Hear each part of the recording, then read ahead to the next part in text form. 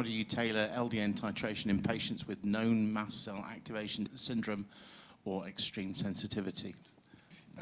We've actually had a pretty robust discussion about this more recently because we're getting so many patients who are presenting at pharmacies with mast cell activation. We understand that once they're sensitized to one product, anything else that is taken at the same time that they're taking that, they can then be sensitized. So you can get this really weird rapid cross-sensitization and elimination of products out of their diet. So I don't know if you've seen any of these patients. They're down to like one brand of oatmeal, a can of Coke, and some mushroom soup. Like that's it. Like that's all they can ingest.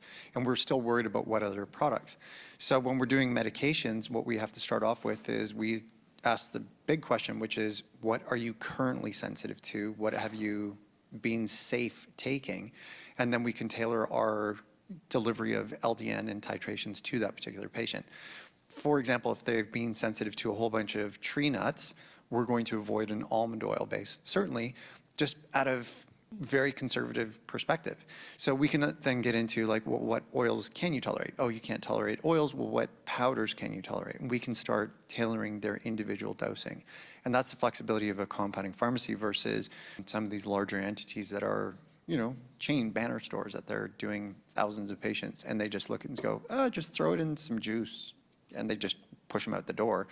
Whereas good compounders will ask those questions and then tailor it. And if they're really, really struggling, we do have allergenic safe products, and then we can go through all of the information behind the scenes to make sure that there's nothing derived from any of their sensitizing products. So those questions can be asked, and if they can't get them answered, then that's not the pharmacy for that patient. It's that simple. So, well, thank you. Any other comments on that from anyone?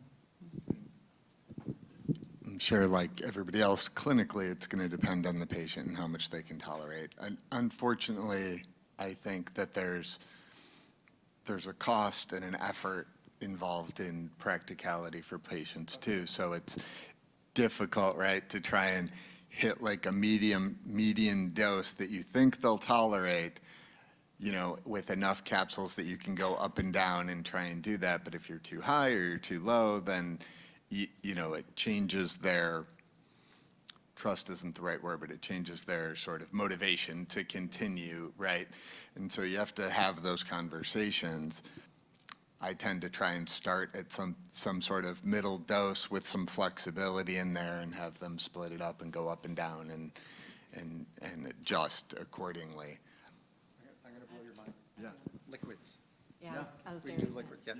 Yeah, I was actually just in the past, probably about 6 months, pretty much everyone comes in, I'm like, look, if you live in America, you have a disrupt microbiome and your gut's jacked up. I mean, that's just the way it is.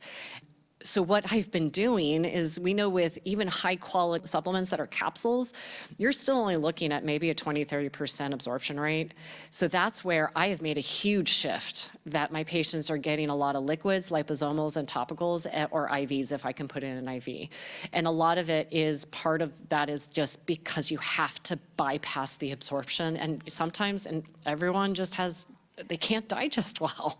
Liposomal, you know, delivery methods have been very effective so far, even in the last 6 months in my clinic since I've made this monumental shift. And it's been, you know, especially with these patients who have these just like super high triggering events from the littlest tiny thing that comes in, you know, just one little tiny drop of, you know, a liposomal, you know, delivery system, suddenly they're getting a really good absorption right through the mouth, you know, the oral mucosal. So it's awesome just to kind of see how you're now able to bypass an entire system with different delivery methods that have really been coming to market and are fantastic.